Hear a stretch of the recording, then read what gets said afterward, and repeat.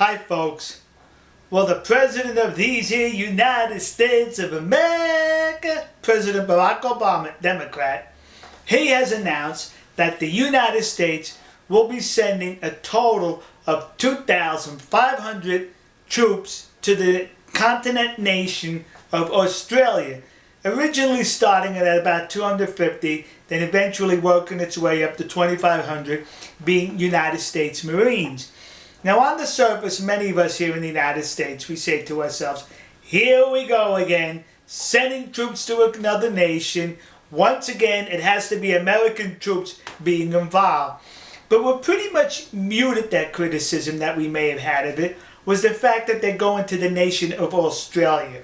The Australians have been very good allies to the United States. I think they have fought alongside of American troops in every conflict and war we have been in since World War I.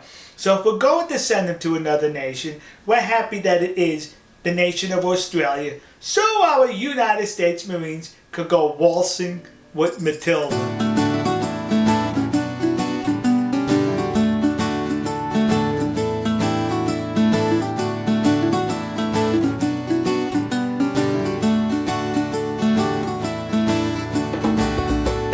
Kids, waltzing with Matilda. But you know what really cinched the deal for us?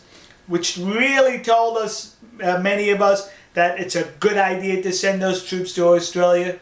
Was the commies in China. Yeah, because the commies in China were very critical of the move. Why, they were critical of Obama, saying he's going to just increase military tensions in the region. Yeah, nasty Obama.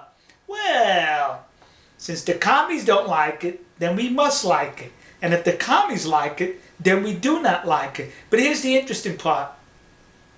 They're accusing President Barack Obama of escalating military tensions in the region. What, are you stupid? It's the commie Chinese military that's escalating the tensions. They are the ones claiming territories, waters, and islands far beyond their borders, near the Philippines, near Indonesia, near Malaysia, billions of miles from China. They're claiming these waters because there's natural resources in there. So these other nations who traditionally say, Yankee go home, now they're saying, where are the Americans? So, thank God for the Australians. We're able to offer a counterbalance there. But here's what's interesting, folks. There was an article in yesterday's Dallas Morning News about the situation. This is it. Nice big article reprinted from the New York Times. See? And in this article, they pretty much say something to the effect that China accuses Obama of escalating military tensions in the region. That's what the commies said, according to this article yesterday. Well, apparently the Dallas Morning News doesn't read its own paper, because in today's paper, they had this article about the situation reprinted from the Associated Press. And what's interesting about this article, it goes on to read that China's policy has been muted on this situation. Huh? The Chinese are muted on this? Not according to yesterday, they weren't muted. So listen, folks. If the commies in China are against it, then we need to be for it. If the commies in China are for it, then we need to be against it. But here's what's interesting about this other article, the first article. They have a chart over here.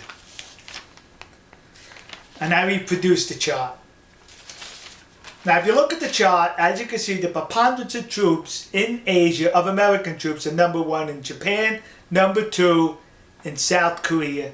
Look what number 3 is. 8,000 troops afloat. That means they're on ships around the region. Son of a gun.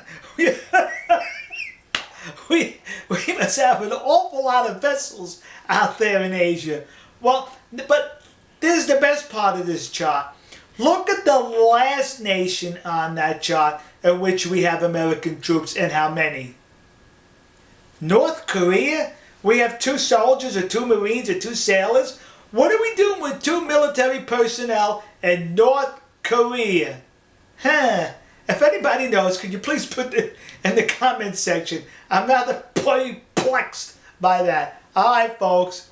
We're happy to see Americans joining in with the Australians in an effort to keep stability into the region, because the commies are only out for selfish gains and to create instability in the region. Alright, we'll see you. God bless you. God bless America. And God bless the nation you happen to be in. See ya.